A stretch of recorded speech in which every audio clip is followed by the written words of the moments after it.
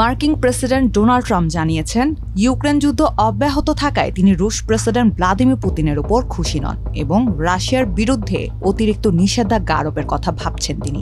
৮ July white হাউসের মন্ত্রিসভার এক বৈঠকে ট্রাম্প বলেন, পুতিন আমাদের নিয়ে অনেক খারাপ কথা বলেন। আগে তিনি বেশ ভালো ছিলেন, কিন্তু সেটা এখন মূল্যহীন হয়ে গেছে।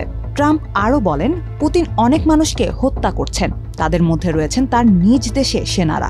ইউক্রেনের সেনারা তো আছেনই।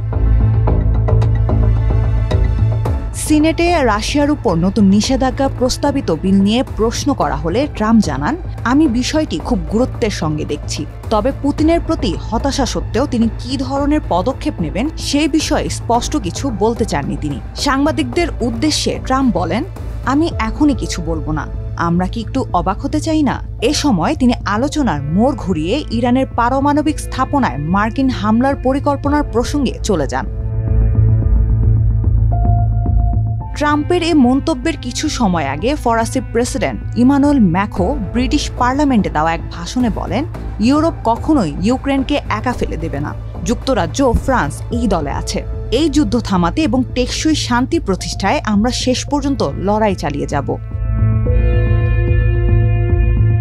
৮ জুলাইয়ের শুরুতে ট্রাম্প বলেছিলেন তার প্রশাসন ইউক্রেনকে আরও অস্ত্র সরবরাহ করবে। তিনি বলেন, নতুন চালানে মূলত প্রতিরক্ষামূলক অস্ত্র থাকবে। তবে মার্কিন সংবাদ মাধ্যমগুলো জানিয়েছে, অস্ত্রের মজুত কমে যাওয়ায় কিছু গোলাবারুদ ও ক্ষেপণাস্ত্র সরবরাহ সাময়িকভাবে স্থগিত করা হয়েছে।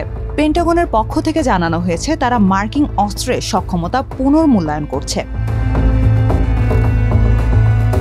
নির্বাচনী প্রচারণার সময় ট্রাম্প প্রতিশ্রুতি দিয়েছিলেন ইউক্রেন যুদ্ধ দ্রুত শেষ করার। তবে তার কূটনৈতিক প্রচেষ্টা, যার মধ্যে পুতিনের সঙ্গে একাধিক ফোন আলাপ রয়েছে, তা এখন পর্যন্ত কাঙ্ক্ষিত ফল আনতে পারেনি।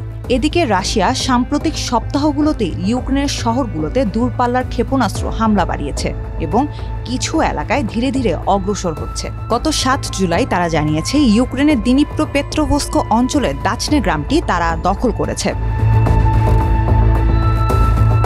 তবে শান্তি আলোচনার সম্ভাবনা এখনও একেবারে শেষ হয়ে যায়নি।